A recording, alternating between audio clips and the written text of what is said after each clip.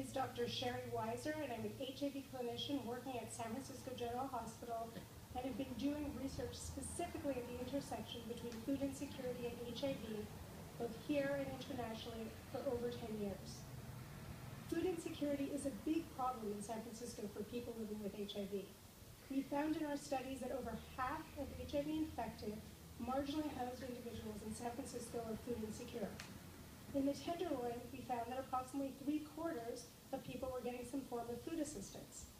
Project Open Hand, Glide, and all of the other organizations represented here are really doing a phenomenal job at providing this much-needed aid.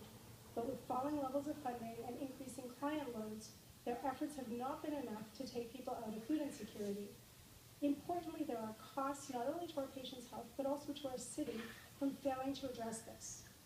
First, not having food makes it harder for people to take their anti-HIV medications.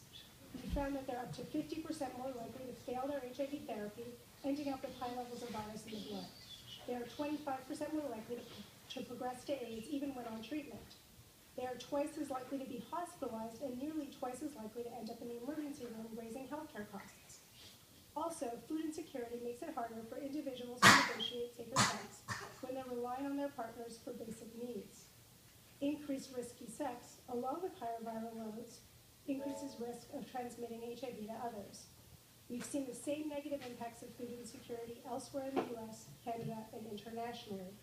In Vancouver, food insecure HIV-positive individuals are 50% more likely to die than people who are not food insecure.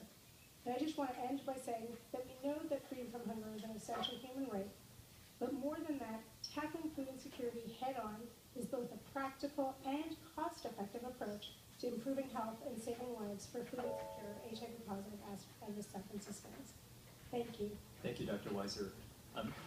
The next few speakers are Ken Riccio from Episcopal Community Services, Anak Sol Rama from Community Housing Partnership.